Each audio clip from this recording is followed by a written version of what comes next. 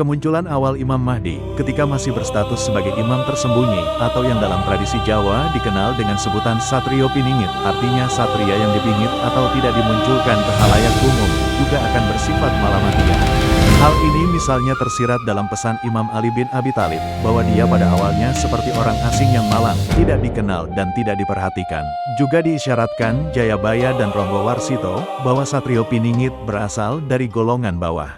Itulah makanya, ia juga digelari Ratu Amisan, yang maksudnya bahwa ia berasal dari orang yang miskin, tidak berpengaruh, dan tidak dipandang di masyarakat. Karena itu, kelirulah pendapat sebagian orang, yang mencoba menebak-nebak sosok Al-Mahdi dengan berdasar pada asumsi, bahwa Al-Mahdi mestilah tokoh yang telah memiliki massa atau pengikut. Malamatiyah berasal dari kata malamah, yang secara bahasa berarti celaan. Jadi, dalam menjalani sesi peran sebagai malamatiyah di masa-masa statusnya sebagai imam tersembunyi, atau sebagai Satrio Piningit, ia akan banyak dicela, dicaci maki, dan tidak dipeduli.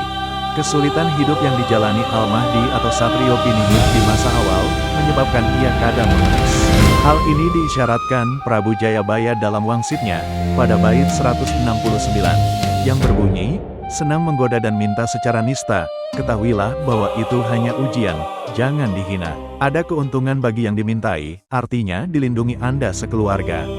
Demikianlah, tentu keberuntungan bagi orang yang dimintai tolong oleh Al-Mahdi, lalu dengan senang hati membantunya.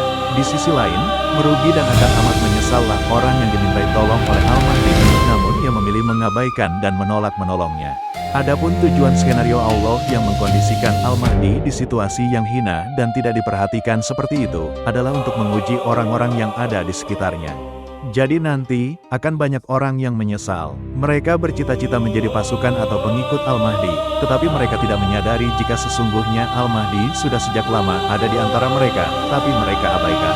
Artinya, mereka gagal membuktikan diri sebagai pengikut yang baik.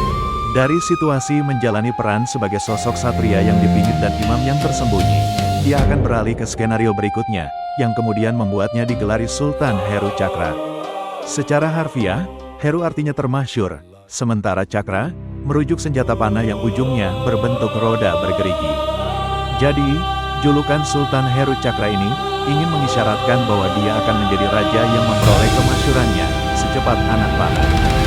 Dalam bait 173, Prabu Jayabaya menyebutnya, yang sudah menanggung malu tetapi akhirnya termasyur. Jadi, dari latar belakang sebagai orang yang miskin, tidak dikenal dan tidak dipeduli, dia tiba-tiba saja muncul menjadi sangat termasyur.